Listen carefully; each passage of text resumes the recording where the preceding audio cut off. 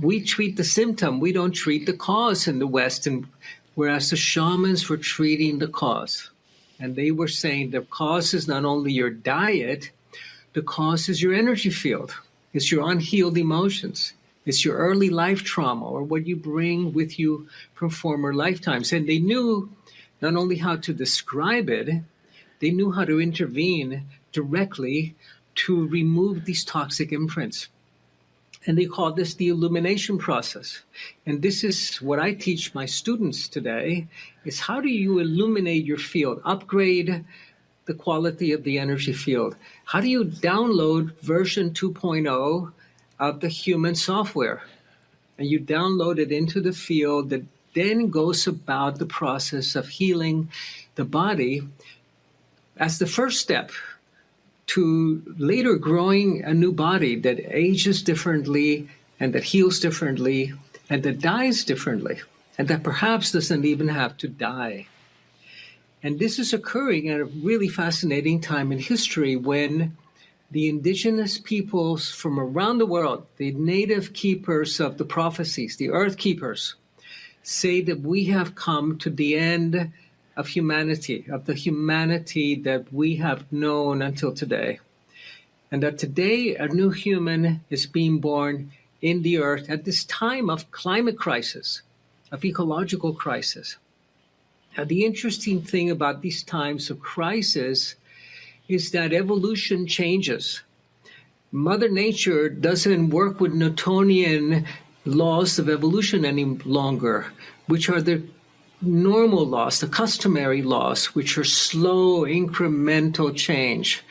Mother Nature now takes a foot off of the brake and steps on the accelerator, and evolution begins to follow the laws of quantum physics, quantum leaping, so that evolution no longer happens in between generations with our children and their children.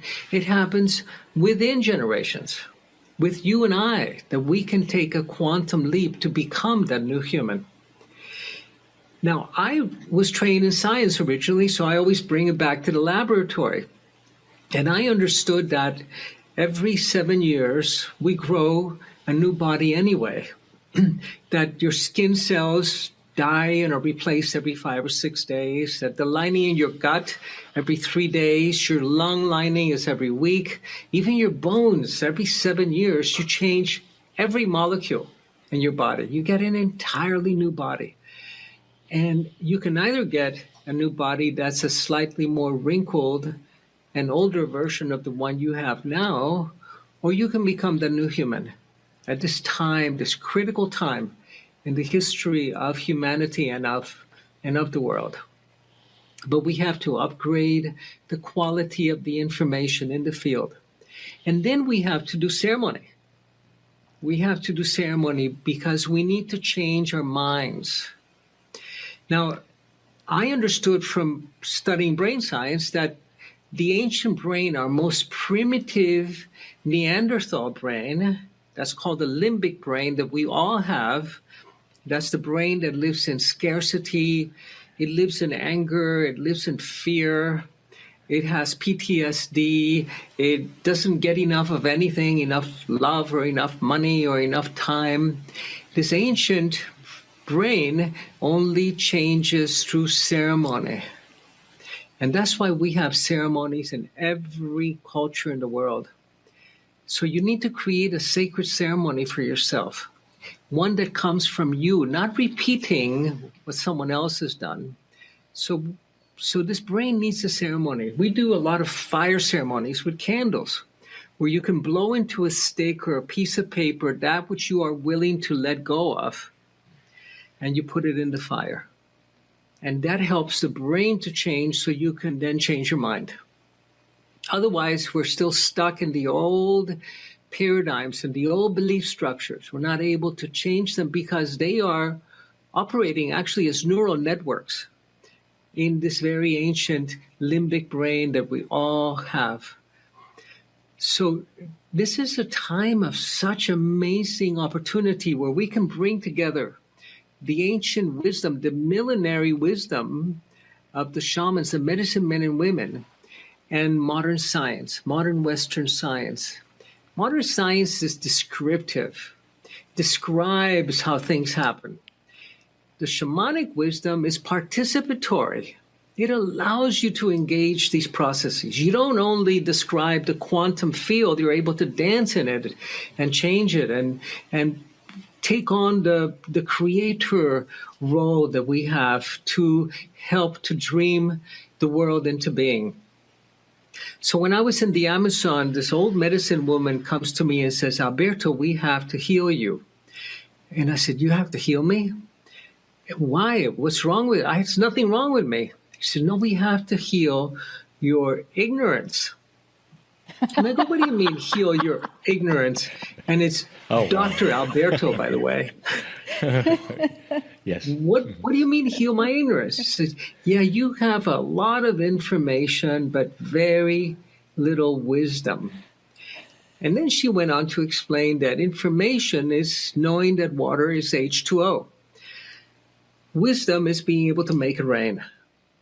Information is having a diagnosis. Wisdom is being able to heal. In our Western science, it's very descriptive, but it doesn't let us engage and interact with the forces of nature.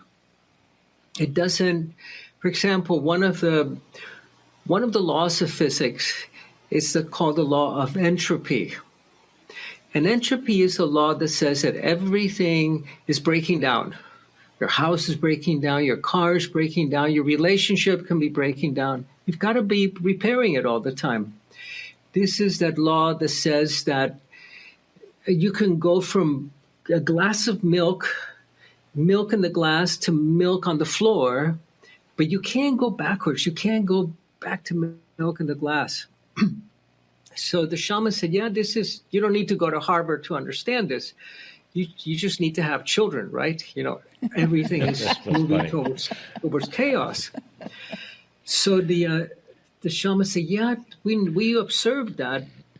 But the other side of that law, and they said this law is what we call jaguar, the jaguar principle, like this ancient jaguar that I have here. Jaguar is the chaotic, destructive force. But the other side of that law, that's also jaguar, is that life defies entropy. The physical universe is going to hell all the time, and we need to keep repairing it. But the biological world seeks complexity. You have cells that team up with other cells to create organs, that team up with other organs to create eagles. It's extraordinary. Life seeks complexity, and that's the life principle.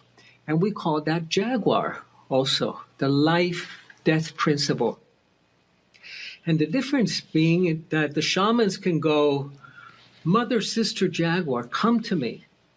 Come and bring a little bit of renewal and healing to this person that I'm helping.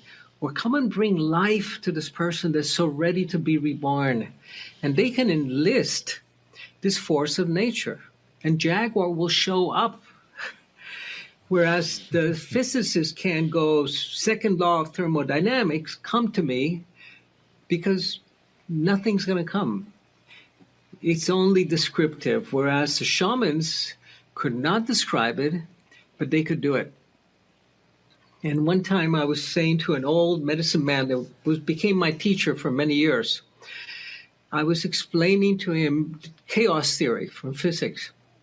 And chaos theory is that theory that butterfly that flapped its wings in Beijing started a tropical storm in the Caribbean.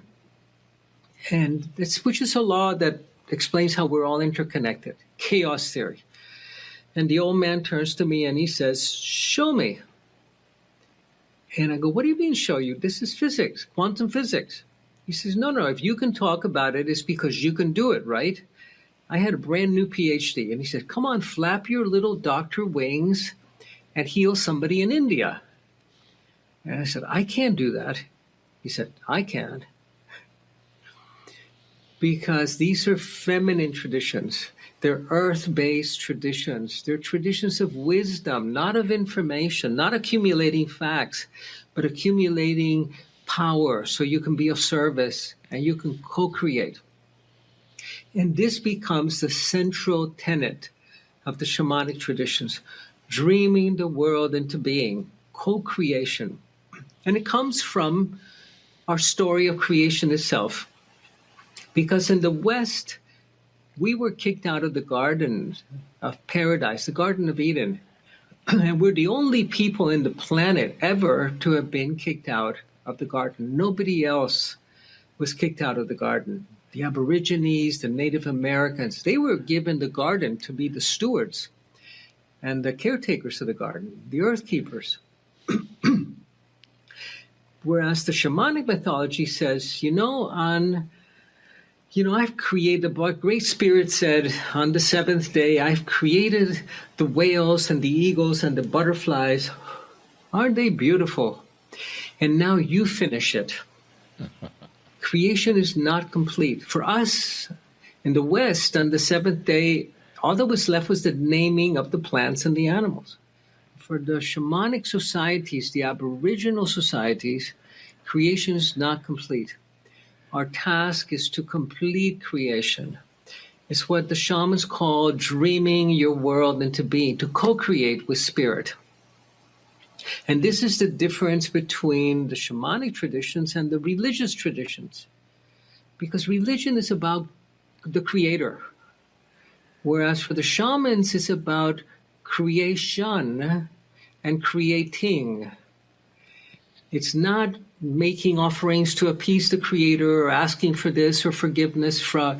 No, it's about knowing that spirit is within you. You're not separate from. And our task is to create and become stewards of the creation, become earth keepers. And to me, this is an ancient wisdom that is becoming so relevant today, so important. Alberto, in the world that we're living in. I'm absolutely riveted because this is what we teach.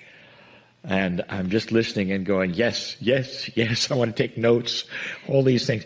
I don't want to run out of time. I know you have, did you want to do a little ceremony or something here to Yeah, absolutely. I was hoping that we could do that we have time for that. We do. We have 5 minutes left or maybe a little more, and we can do that, and then that we can end with that, actually. Yeah, absolutely. Before we can become earth keepers, we have to awaken the higher order neural networks in the brain. And we cannot do that if our brain is on fight or flight. If we are stressed out or we're fearful, we need to be able to practice stillness. This is what meditation is about, to reset that fight or flight system so that our world can become safe. And we're now no longer looking suspiciously at the world, but we can then step up to the higher order neural networks in the brain where we can become co-creators. So I'd like to take us through a meditation where we can begin to reset the fear system, the fight or flight system that produces the stress hormones in the brain. So it's a drumming meditation, and I'm going to ask you to inhale to a count of 4 and exhale to a count of 6. Inhaling to 4, 1, 2, 3, 4, holding to 6, 2, 3, 4, 5, 6, exhaling to 6, 1, 2, 3, 4, 5, 6, inhaling to 4, 1, 2, 3, 4, holding to 6, 1, 2, 3, 4, 5, and 6. Exhaling to 6, 2, 3, 4, 5, 6. Inhaling to 4. Holding to 6. Exhaling to 6. Inhaling to 4. 3, 4. Holding to 6. 1, 2, 3, 4, 5. And exhaling to 6.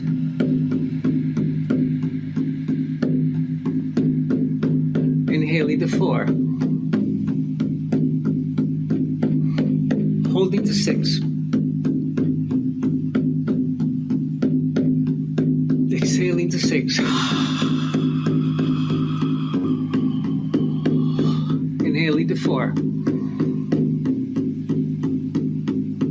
Holding to 6.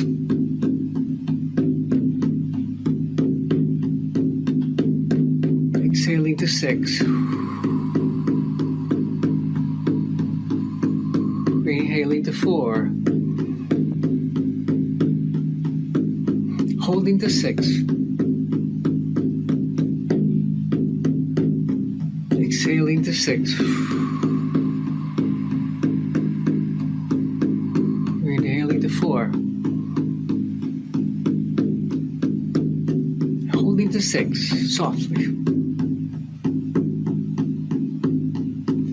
Exhaling to 6. 1, 2, 3, 4, 5, 6. Inhaling to 4. Holding to 6.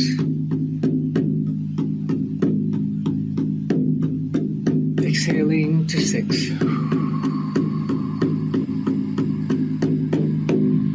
And deep breath. And exhale.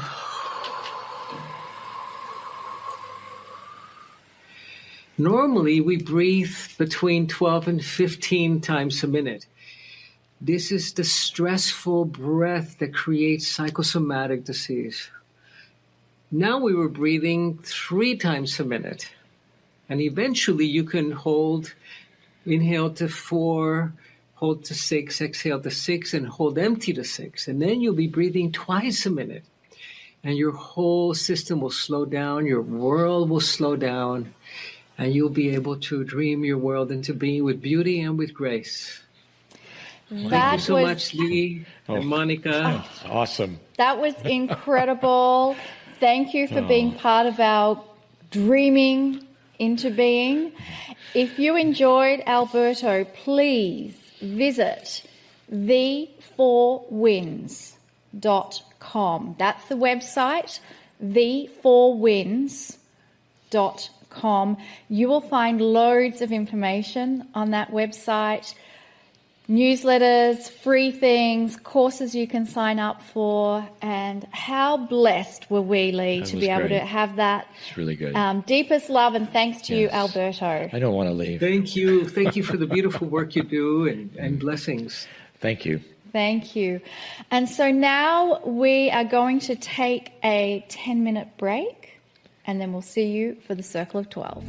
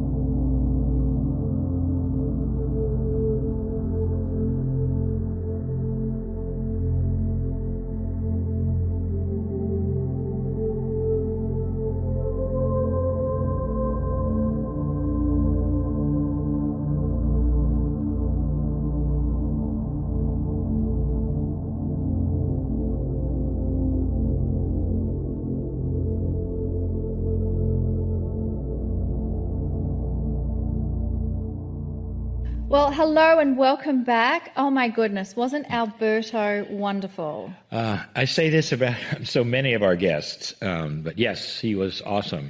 And I mentioned, I think when he was done that I was riveted. Truly, you might have noticed that we really didn't have any questions for him. We didn't interrupt him, except the very, very end. And that is when it just gets your attention, because almost everything he was saying is truly so wise and so accurate for today. Absolutely. So beautiful. And I hope you're still carrying that feeling from his drumming.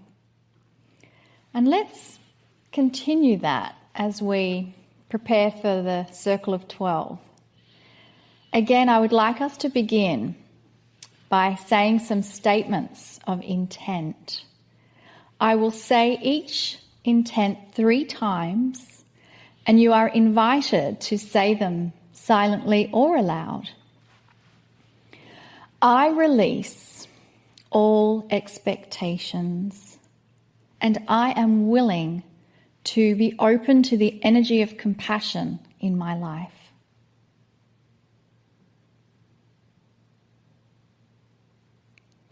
I release all expectations, and I am willing to be open to the energy of compassion in my life.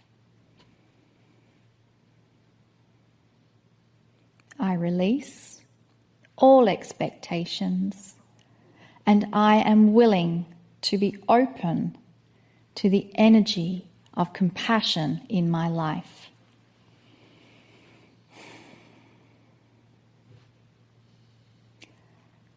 I accept the perfect love of God.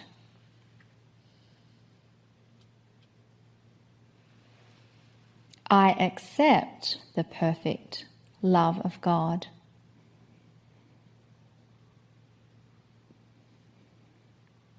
I accept the perfect love of God. And I give permission to experience the grandness of my soul.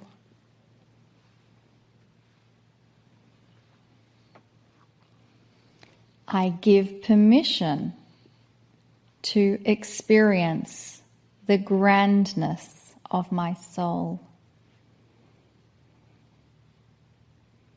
I give permission to experience the grandness of my soul. I am ready.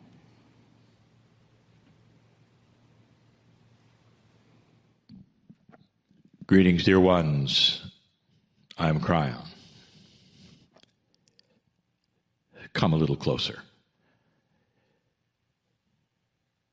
Come a little closer is the new statement that I am making, and I have made. It's a statement that is one of invitation. And the closer is a metaphor for awareness, truly. If you can come closer to that which is on the other side of that veil, which has always separated you from what you think is reality and that which is perhaps divine, if you can come closer to that, you start to have things shown to you. You have an awareness, perhaps, that you hadn't had before. You're in a culture, almost all of you who would listen to this, where you are born with information being given to you by your families, by those adults around you, by your peers. It's the perception of how they feel earth works. And it's not just that which is spiritual. It's that perhaps which is the way things work medically, the way they work perceptionally, how to act, what to say, what to do when you have certain situations presented to you. And you learn them from birth, dear ones. And so by the time you are a young adult, you have a template that is before you. And that template, self-made by your culture, by those around you, by humans, for your culture, is often repeated. A template is something that is created so that the template becomes that which you are. That's why they call it a template. And so it's the template you would use in 5 years or in 10 years. It's always the template. And then there are some of you who take the template away. And when you do, you start asking the questions. In our channel, just a little while ago, I started talking to you about these perceptions, about the new frontier, which is a new human awareness. Could it be that the veil is lifting? Now that is a metaphor itself.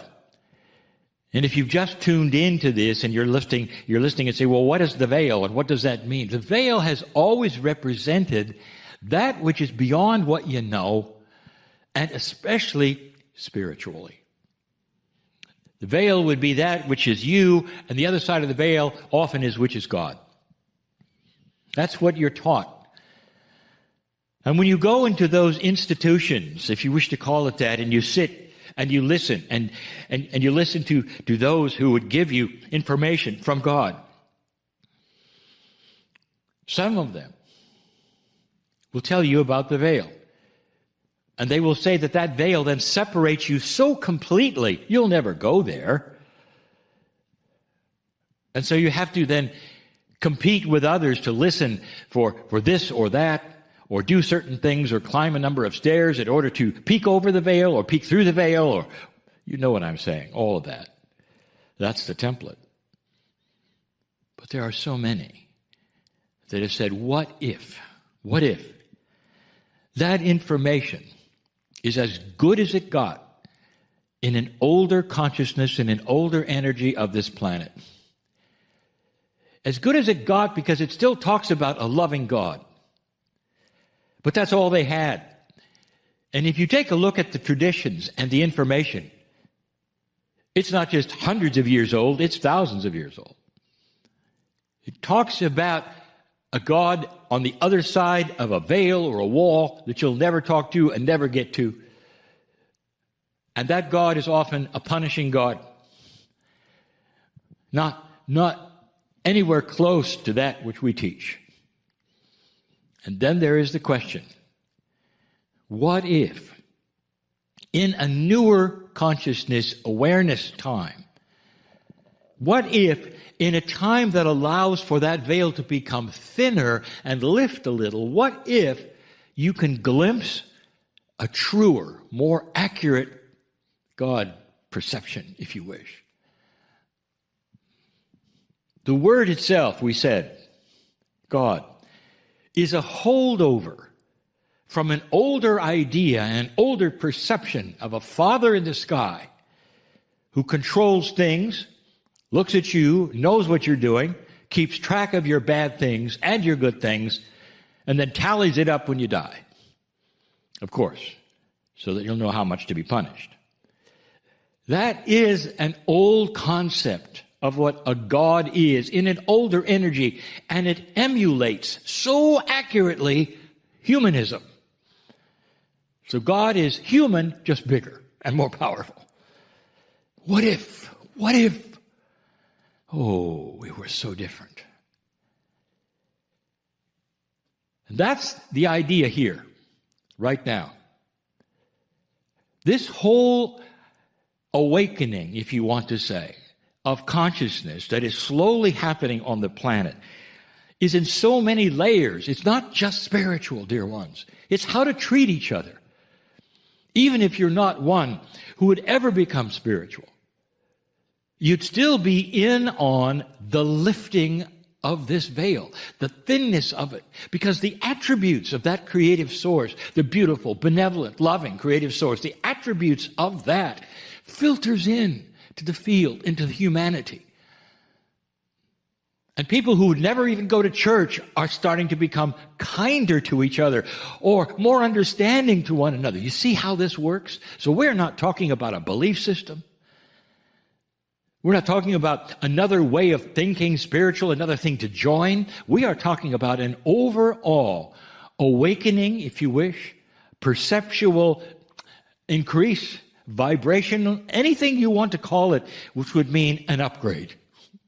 An upgrade to consciousness, how you think about yourself. Consciousness, how you think about others, how you think about the earth, how you think about how you got here. How you think about what might work and what might not work in situations. Consciousness is increasing in its vibration. Kryon, what does that mean, it's increasing in its vibration? These are metaphors for a three-dimensional thinker who thinks that things that are higher are better, things that vibrate higher are better. It is a metaphor for thinking out of a lower energy into a new energy. Consciousness increase means you're starting to think more like that, which is from the creative source. That which is spirit. That is what you call God. What if, dear ones, there is a grander truth than you were told, and it's time for it to be revealed? The planet really is truly ready for a different perception of that which is the source that created all things. You had a speaker, a guest today, right before the break, who studied the indigenous of the planet, who spent time with them. In some of the oldest traditions on the planet, he was driven, truly, as a scientist, to see how it worked for them. And what he discovered was this: the things that the Western world is starting to become aware of have always been there. Now, this tells you something. Perhaps the way of things always existed in a greater way. So it's not about discovering something new about God. It's about returning to what was already known. What if the ancient ways you find are not that simple? What if they are every bit as complex as you would think a new way would be, with layers and layers of that which is energy and understanding? But what if it wasn't filled with rules?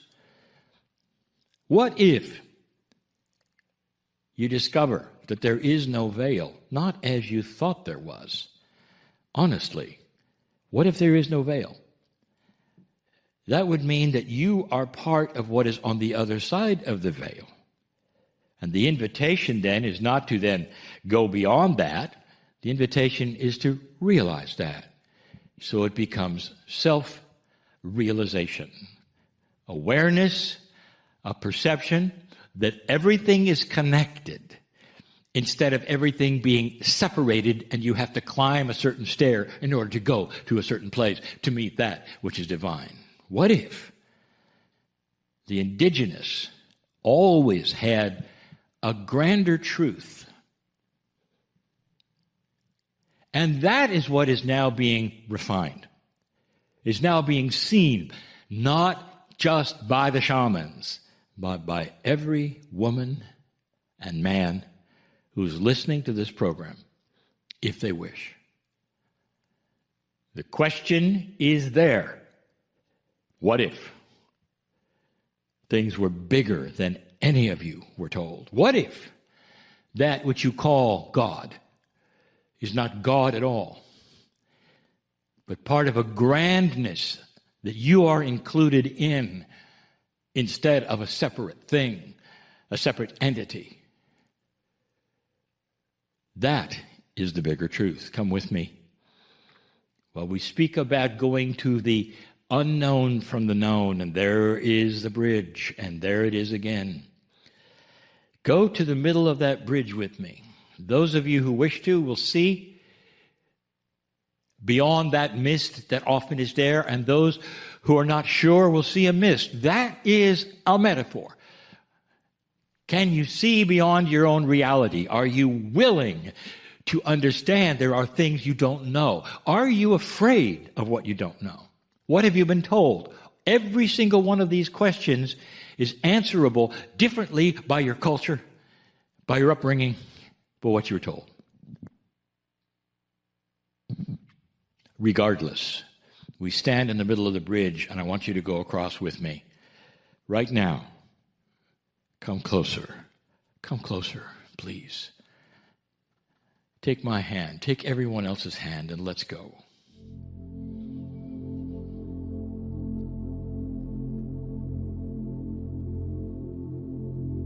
You go into an energy that for some is frightening because you haven't been there before. And for some, you've waited all week for it because this is where you want to go. But the more times you go to this energy, the more you realize it's a safe place because it is the essence of you. Have you realized how old this place is? It's not new. You have crossed the bridge into an ancient part of you. And in there's everything. There is creation. There is past lives. There's who you were, who you will potentially be. Where there is no beginning and there is no end. Where all things seem to be in a circle of 12. And we've explained this before. Understanding, benevolence, compassion, no judgment is there. You might just bask in that energy for a moment before we go into the theater. Through a doorway or a portal, which is only a metaphor of going from one place to another for you, you move into this place, this theater in the round that we always go to. The theater in the round is sometimes large, sometimes small. It's always a sunken theater with a amphitheater kind of seating around it. You have to go down into the audience in order to get onto the stage. That is what it always looks like. There is a chair on the stage or not, depending upon what we are doing today. Today there is a chair. The chair is for you.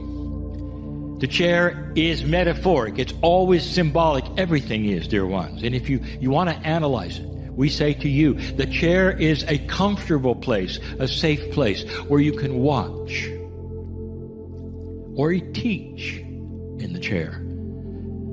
It's not imposing where you stand in front of an audience and then have to deliver something. It's a chair. And I want you to go there and sit there if you choose in this exercise. People say, I'm having a hard time visualizing. And I say, are you having a hard time remembering what it's like to sit in a chair? And probably not. So simplify all of it, dear one. Sit in the chair. Only this time, when you open your eyes, there is indeed a very large audience in front of you. It's all around you. Now there's a symbol of the circle that is all around you as well. There is no beginning or end of that circle. In this metaphoric, symbolic place, everyone can see your face, even in the circle in the round, because this is not a linear circle. Some have asked, well, describe the circle. Kryon, give us something a scientist would understand about the beauty of the circle of 12 you always talk about and the numbers you always talk. Okay, I'll tell you what the circle is for the first time. It's a toroid. Now, I hope that satisfies a little more of those who are scientific, because you'll go, oh my. Study the attributes of a toroid. That attribute, by the way, of a toroid, someday will give you some of the energy that you're missing today. You are sitting in a magnificent place, dear ones. And here's what's going to happen. We've gone here before, and this is similar. But a light will be shown individually on groups. We've done that before. All of those in the audience are at least 800 years old. All of them in the audience are indigenous for their territory in their area, all of them. And they see you. And they want to talk to you in groups. They want to stand and give you the summary of what they believe. And they're doing this for a reason, because you are seen as the link to the future wisdom of the planet. Whereas there are very few who would go that far back to listen to those who have lived then. The new human is the link to the future, because this begins the study of what the shamans knew about the other side of the veil, about the light at the end of this tunnel that some of you have created, saying that life ends at the end, and it does not. And they believe in so many of the things today you call New Age, which is not. It's old age, past lives, energies, healing, miracles. Where energy is king and consciousness is all, where the planet is connected to everyone and everything and is a partner in your life. One by one, this group is going to stand, speak as one, and one voice and one consciousness to you as you listen. And they will say, here's what we believe. And we'll tell you what we have been training you in now for 31 years. They'll tell you how connected you are to all things. They'll tell you that God is love and benevolence and represents nature and is not a judging God, that you are part of everything. They won't refer to it as God, they'll call it spirit, so many of them, meaning consciousness, and you are in it, one by one. And before they ever talk to you, they will give a little ceremony that welcomes you into their fold, and they will see you as a link, and that's why you're sitting there. Can you feel it now? The honor that the indigenous of the past have for you today, because you're listening, finally, to the truth that is so much bigger than anything your culture has ever given you. I want you to stay there, one by one, and watch these as they go around, calling you by name, saying thank you for being here, thank you for listening, thank you for understanding. You're one of us. Dear ones, this is the awareness frontier of the planet starting to occur, one at a time, so often by those who would listen to a program like this. I am Kryon, in love with humanity. Stay and be honored, O link that you are. Warrior of a light, we call you, unafraid. Stay. And so it is.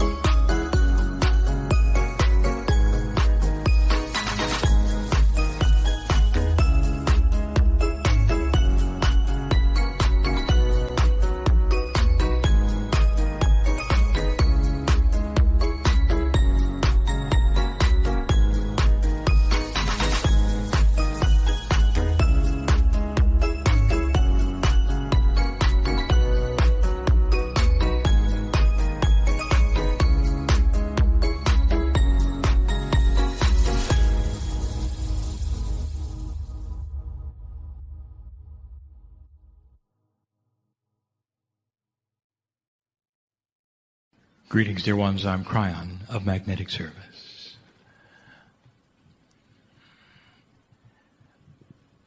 And so the time between when I last spoke to you and now doesn't even exist for me. It is so difficult to explain to a linear human being what it is like not to have a clock. That all things occur at once. It's an odd thing to talk about, for your future to you is not known, and your past cannot be revisited. And so to you, you are always in the present. We are too. But we call it the now. And we include the past for their only energies. And although the actions in 3D cannot be changed, the memories of them can. The influences of them can. They can be rewritten in your DNA. It is part of the now. It changes you now. So something you do about your past changes the now. So what have you done, really? You visited the past. The future, you say, is not known to you. It is not known to us, and yet the potentials of what you might do are. As you change your mind now in a certain way, you change the potentials, therefore rewriting the future. That is our now. We see it all one. It helps us to give you the kind of channel we're going to give you. We're going to call the channel the three winds. Much of this information has been given in pieces and parts over many years. You've heard some of the terminology alluded to. And now we wish to just lay it out as a carpet that will contain a lot of answers, perhaps some controversies because they don't agree with things that you might have heard in the past from others. And this is where the discernment is yours and always has been. To see if the things make sense that I'm going to tell you, and use what we have called spiritual logic. First of all, the human being and the human being's soul we'll see as one. And the actual truth is that you are in four places in this carpet of time. The three winds are three of the four, and the other place is home. That's where I am. And we don't call it a wind, because there is no wind when you're home. There is no action for or against. There's nothing pushing and pulling. It is so difficult, if not impossible, to describe to you something that is so close to you but so hidden. The peace of God in you and what it is like to be on this side of the veil will remain hidden. It has to. For the test of energy that you are about as a human being must remain in a certain reality and consciousness for you to perform the test.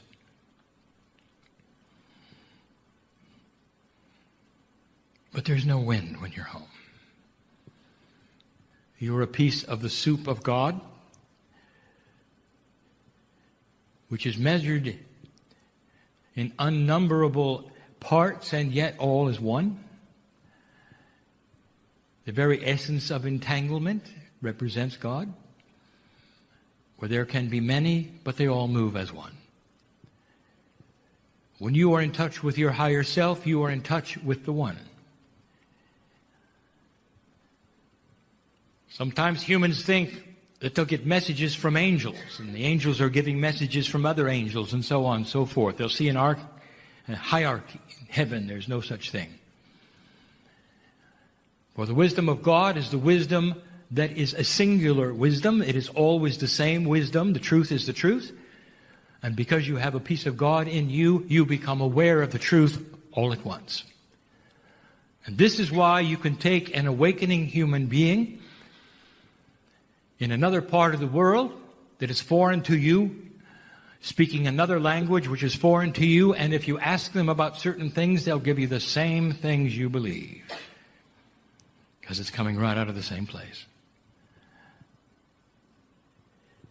So honor your intuition as we go, that part of your mind which discerns as we go. And some of you may actually see what we speak of, the three winds. Human being, there's nothing more honored than the three winds. They represent the three states that humans are in. Two of them are brief and one of them is long. There is the wind of birth, there is the wind of existence, and there's the wind of transition. In your words, you would say birth, life, and death. We don't use those words. The wind of birth is different than just birth. For birth to you is the actual physical event. The wind of birth is you right before you enter. In each of these cases, we're going to start with dismissing the fallacies and giving you the rules, the truth. So let us discuss as much as we can and start with the wind of birth. You're ready to go back to the planet. What is involved? What energies have spun around it that get you to this place? Who is able to be in the wind of birth? These things are difficult to describe, for they're not linear. But you are aware of only linear things. So we're talking about coming back, are we not, after perhaps a lifetime you'd lived before. So you would expect in the wind of birth you were about to reconnect as a human being into the planet in a certain way. So what are the rules of this as you connect again to humanity? Well, let me tell you what they're not. The first thing you should know is that the human being is unique. On this planet, coming and going, humans all are the same. They all have a higher self, every single one. The structure of the DNA and the potentials within are identical. And the only thing that differentiates one from another in the DNA would be the Akashic record. But the Akashic record holds within it the ability and potential for enormous energy, depending upon what you have done in past lives. If you have awakened to spiritual potential, there is more energy than if you have not. Therefore, the creation of an enlightened old soul is literally available at the wind of birth. For it's what you've done before, who you were, what you accomplished, if you have awakened earlier, if you're working the light puzzle or not. So the Akashic record is not just a record of how many times you've been here, but how much spiritual knowledge you've awakened to. For in that library that I spoke of before, that you pick up and hold through your life and into the next, will help you to know what the next life is going to be like. Because of the axiom we've given you before that says you will never have to relearn anything. That once you open the door, it is all available, all lifetimes, all learning. Therefore, what I'm about to tell you is this: the human being is a piece of God. Unique. It is not an animal. Animals have their own kinds of energies, even some of them their own kinds of soul groups. Animals exist for several reasons, and we've told you before. All of them as part of the balance of Gaia and also as friends of humans. They hold the energy. Sometimes they love. They incarnate within their own groups many times. Their own soul groups coming back as animals. Many times as other animals. But listen to this. Never do they cross the barrier into a higher self being. Animals are not what you used to be graduating to humans. But it is very easy for humans to think that, because this is the way school works. This is the way linear things work. You graduate into higher levels and you become better. Therefore, those who would look at the scheme of life would say, you start as animals and you become human, and you don't. The human being has the beautiful higher self. It's the core soul of God.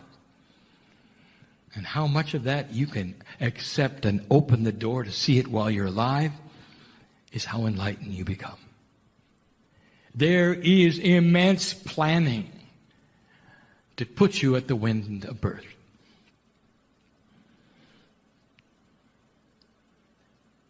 What did you accomplish last time, if anything? Who were you and what did you do? What energies did you start that were not complete? What soul group were you in? Who are your parents?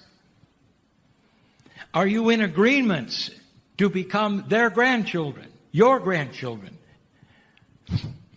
There are so many things that go into the planning, and each life path is different. It is unique. And humans don't like the fact that there is no instruction manual that says, here's what happens.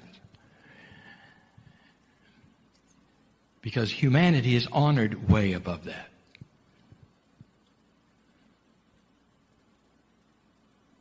Let me tell you something that happens that I've not discussed before in this way. There are certain attributes that humans get after they're here, and we'll call them creative attributes, that are actually almost quantum, that take several lifetimes to complete. And so what happens to the creatives is that they will go through a series of numbers of lifetimes as though it were one in order to have completion. Famous artists will come back. The first thing they want to do is pick up a brush and continue, and they do. Famous composers, famous poets, sculptors. And they come back and keep going. Some of the masters of the old. And you play this classic music and you say, why they don't make them like that anymore? You're wrong, they're here again. And so the creatives and the energy that they set up is different from the others. And so at the wind of birth, you stand there as a completely and totally unique creature, ready to come back in the planet. You don't arrive with a blank slate. You have to know that. The only ones who arrive as a completely blank slate are the newbies. And we'll talk about that in the next wind. But this is a room of old souls. There are those who can read your Akash, and they won't be reading every lifetime. They'll be the ones that stick out, the ones that have a profundity about them, where you accomplished things, or perhaps worse, you didn't. Or dramatic things happen. It's all based on energy potentials. You'll hear that again.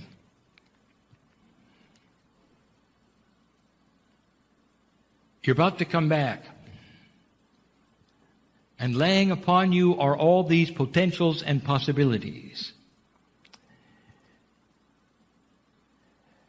You're coming back as part of the family. Where you will be, the gender that you will be,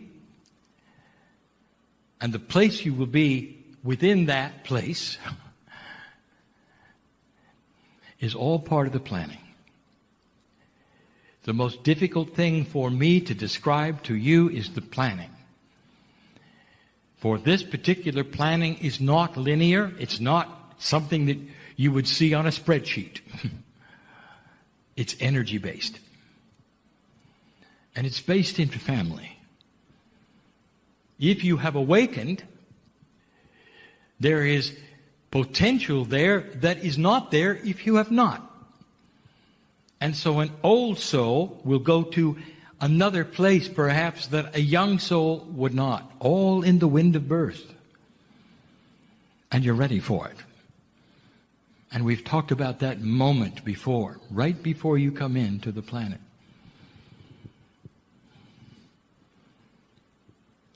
The old soul, especially the old soul in the new energy, is completely different at the wind of birth. The old soul who has awakened over and over and is coming back with that library filled with spiritual purpose is comfortable with the process. Remembers very fully what they've been through. The old soul is not going to be subject to some of the energies that push and pull a younger soul. The old soul has made up his or her mind. As part of the planning what they were going to do, the old soul may even have known it before they left.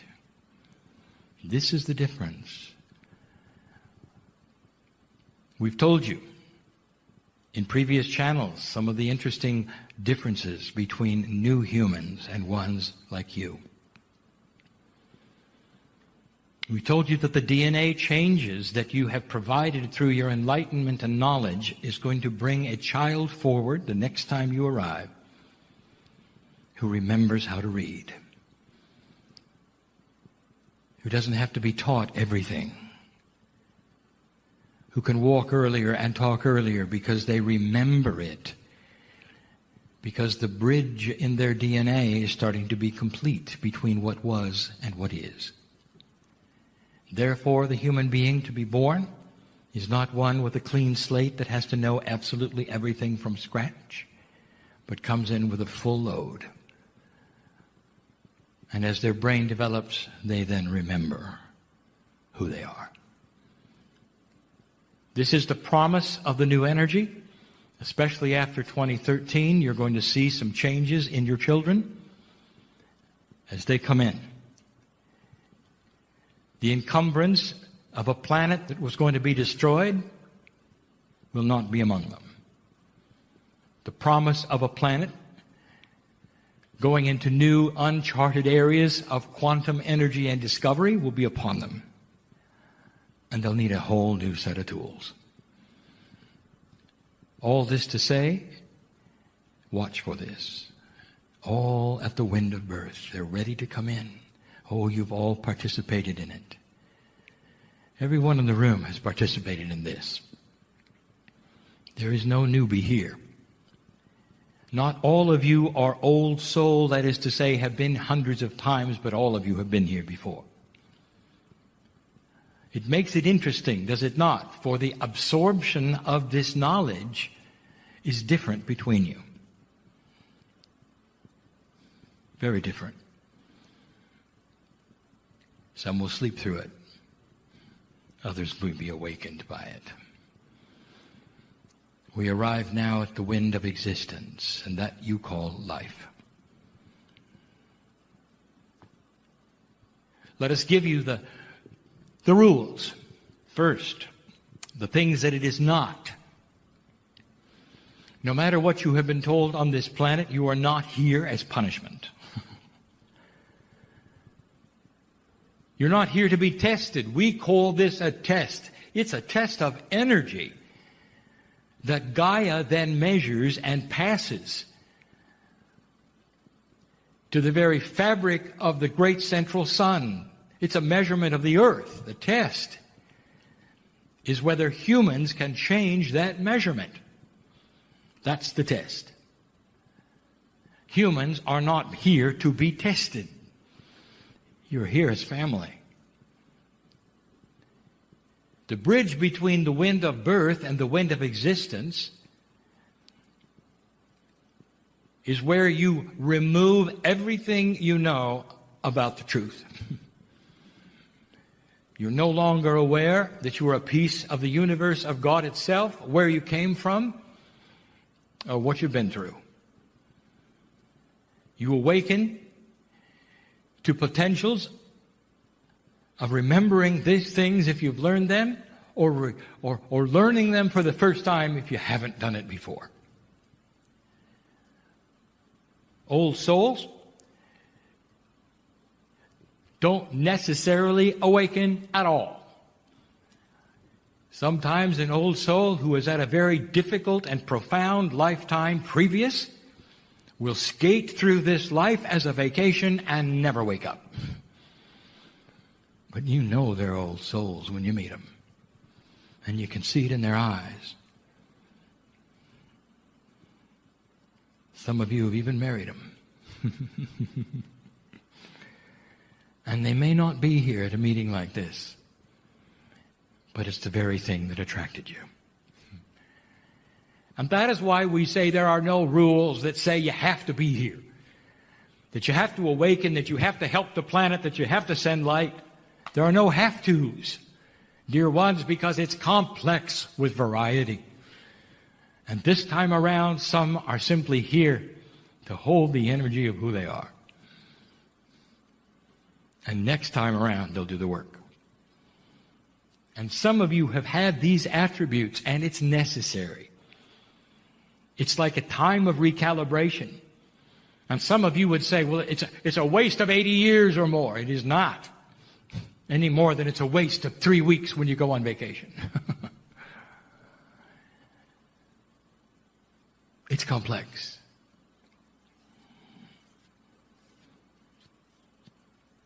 It's all about timing what you do here during the wind of existence. Who are you? How many times have you been? Will depend upon what you go through. This has nothing to do with spiritual accounting. It doesn't have anything to do with punishment or reward. It has to do with learning.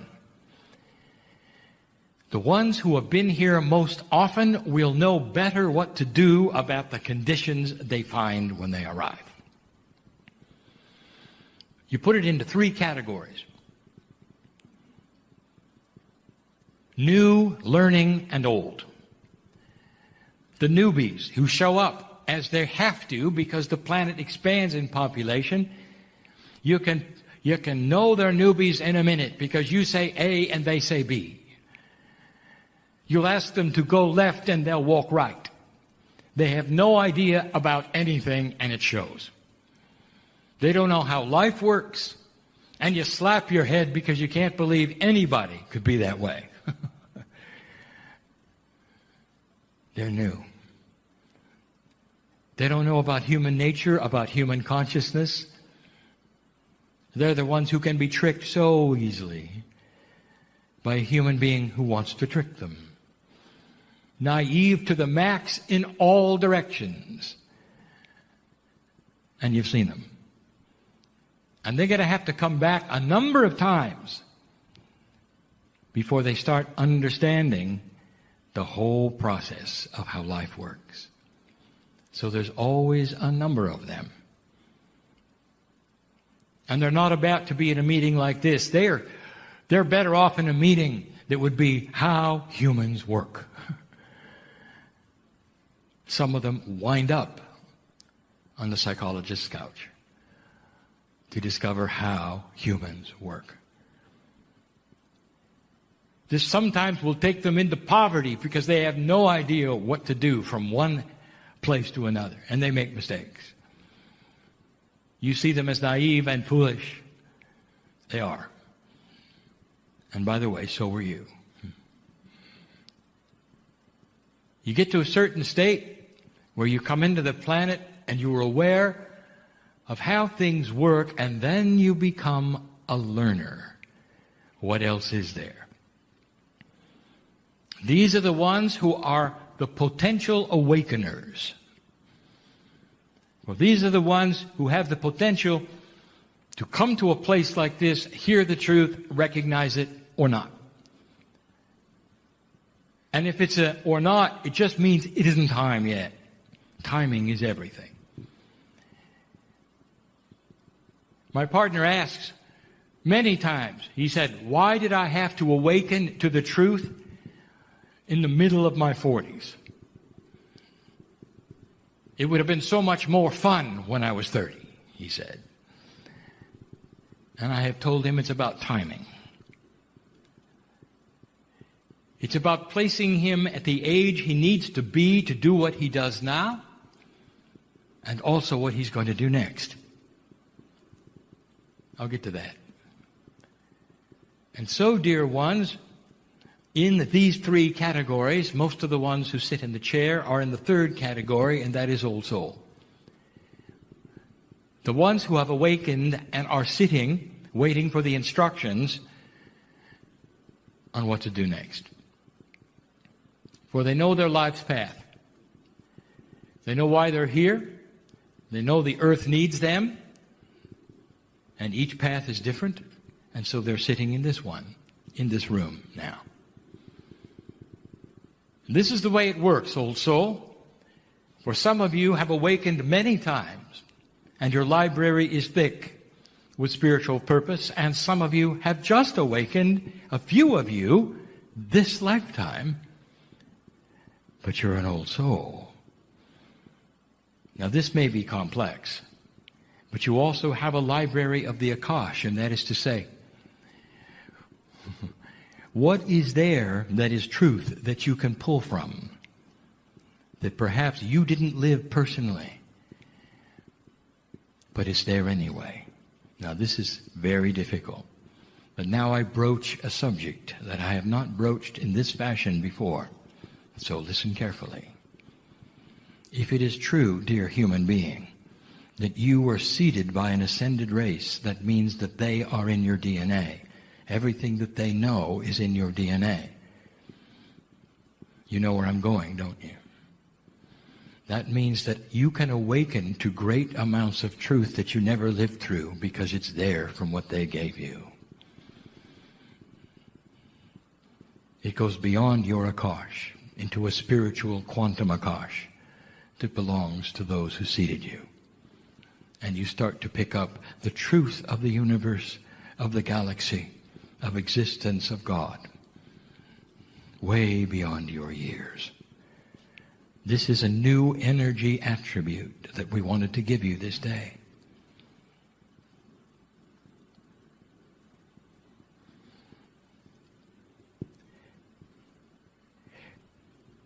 The learner, the second attribute of timing, is guided often by an old energy called karma. So let us make it straight what it is. Karma is unfinished business from one lifetime to another. It pushes and pulls you into areas, and it has nothing to do with predestination. It has everything to do with predisposition. If you have a lot of karma, you're predisposed then to move left or right when certain conditions happen based upon the energy you came in with that pushes you there.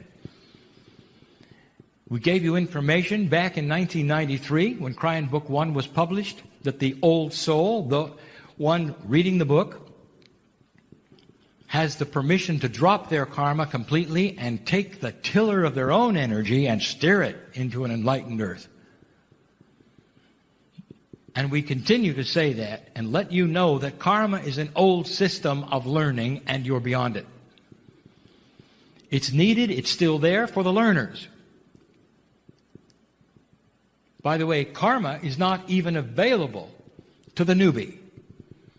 The new one coming in has no energy to pull from. That's why they're clueless. But the second, third, and fourth time around, they start gleaning the energy that they produced as a clueless human. And then it pushes them and pulls them into other places, and that is karmic. They then come in with karmic family. They come in with karmic groups. You don't have to. Once you drop karma, you have severed that energy completely, and it means the next time around, dear human being, dear old soul, you can call your own shot. And what we mean by that is you can plan today for what you're going to do the next time around. But I will warn you, don't plan it in 3D. You plan it with the love of the higher self together. Some of you have had those sessions already, and you know what you're going to do, clearly. Some of you know where you're going to be, clearly. This is part of the new energy that speaks to you clearly. I want to talk about contracts because this is misunderstood. Some of you will come in and say, I am here doing what I'm supposed to do in this city because it is my contract. And another human being will come along, perhaps with a better offer. Perhaps it's romantic. Perhaps it's spiritual. And part of you pulls in that direction and says, should I or shouldn't I? And you bolster yourself up and you say, my contract is to stay here and do this, and I will give you a word that you should remember. Nonsense.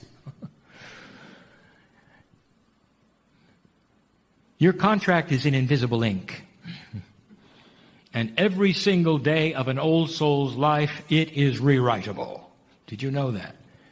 The only contract you have, old soul, is to be here, and it's been fulfilled. Now pick up the pen and write it every day. And if synchronicity comes along and sweeps you into another area, view it for what it is, what you ask for. Feel it as it occurs. Is it true? Is it not? Should it be? Should it not? And go with your intuitive feeling. And write it in the ink that is invisible, that will disappear tomorrow as you rewrite it into something even better. A contract is not something that you have today that is linear, that you have to go through. And so when you use the word, use it properly and understand it. It's day by day. Old soul, right now, you've never had an opportunity in this new energy to change the wind of existence like now. In these next few years, you'll decide collectively on this planet a number of things. Through very slow attrition of the old energy dying out, you will gain the upper hand. There will be greater integrity. Old souls will create it. The very plan of what the earth is about will start to shape up. Eventually, someone will come up with the idea of an alliance of nations and promises of help for one another. I've said it before. There'll be future generations that look back on everything that was 2012 and backwards as being the barbaric era. And you will see civilization as you know it started in 2013. That is the promise of this demarcation point. The wind of existence is you working the puzzle, old soul. And you're not in karma, and you're not in contract. You're in manifestation mode. And it may not seem like it, but give it a chance. And we've said this before, when you start getting out of survival mode and worrying about every single thing, you'll start to get into manifestation mode. The worry mode is what your parents taught you, and you know it. You can hear your mother and your father speaking in your mind. as you worry about the things you worry about. You inherited it. It's not what enlightened beings do. They manifest what they need. They don't worry about what they don't have, for it comes to them when they need it. And the example has been clear, and we've given it to you a number of times with the Israelis in the desert. Those Israelites for 40 years had everything they needed provided as they walked in a circle. And they worried every day. Take the example of what they had there, not what they did with it. And the last wind. The wind of transition you call death. What can I tell you about this that you don't already know? I think I can tell you a lot. First of all, the rules. You don't know what you don't know.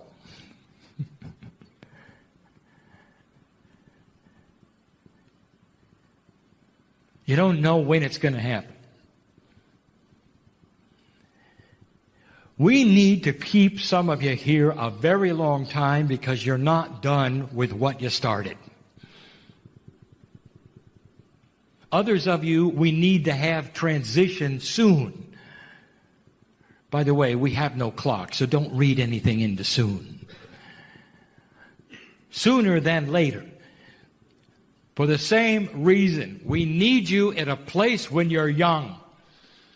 We need you to keep developing what you're developing now because you'll awaken to it and you'll have youth. We need you to be a certain age to run for office, to take an enlightened state right into the parliament. We need to have you young for certain reasons that should be.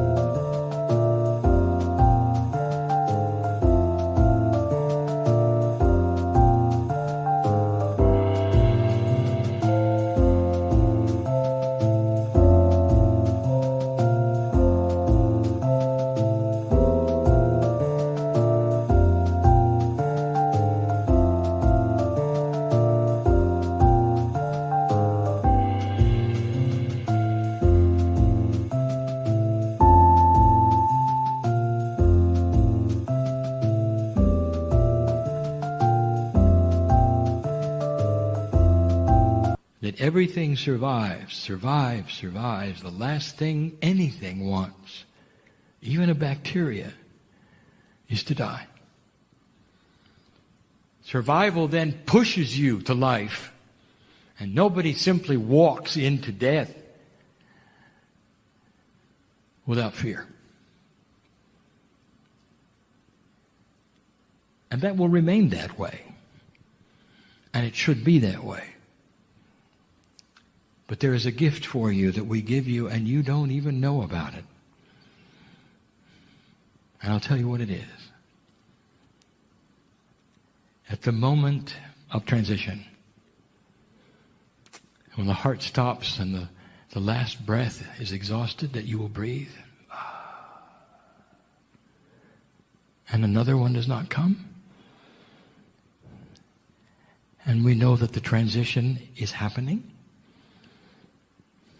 We're there. Oh, we're there. And all the angels of the great central sun are there. And they kindle a light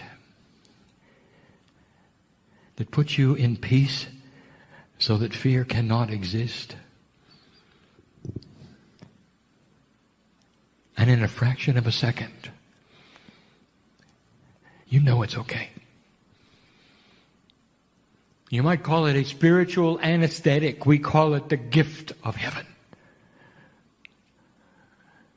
So that the wind of transition from a quantum standpoint is beautiful. That you don't go from that fear for that instant when you realize you're not going to take another breath. It's only for a second. And then it's gone. And you're moved into the process of a 3-day remembrance of who you are. Part of you remains here. Part of you is with us. And all of it is beautiful.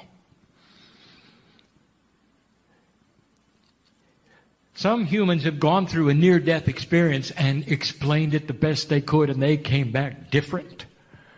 Oh, a human being, they saw a piece of it. They saw a wing of the one angel. And when they came back, they said, "You won't believe it. I was dead for a moment, and I couldn't believe it. It was beautiful. I heard singing," they said. Ask them. Ask them. And they'll tell you. And that is our gift. And we've never talked about it before. The gift during the transition. There is no sting in death, human being. The only sting is for the ones who remain and don't know where you are. I'll tell you where you are. You're out of 3D. But you can see them. Everyone you loved and lost, dear one, is still here. The crystalline grid contains their memory. Some of them move into your guides. The parents you've loved and lost will be with you till your last breath in certain ways, holding your hand. This is complex. Human beings, you ought to know that your soul group could be in several places at the same time. We've given you that information before. They can be reincarnate into another human soul and also be with you as a guide. Don't ask the question, how? Because only in 3D can you even imagine these things, and they don't explain how. It's a beautiful system. Death has no sting. If you lose somebody you love, I want you to remember this. They may appear still and cold and gone forever. That's just in 3D. That's not the truth. Alive and well and looking at you, pleading you, with you, to see the energy of love that they represent. Not gone. Those are the 3 wins for today.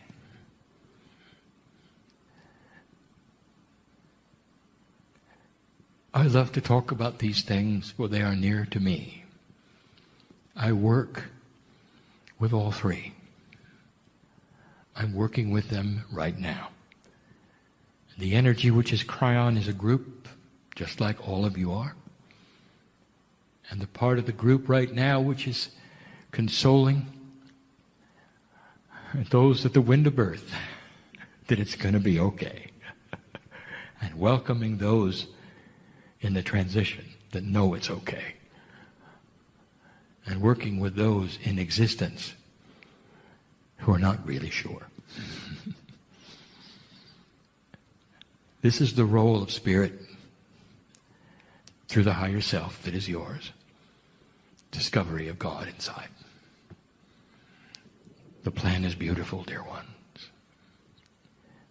And so it is.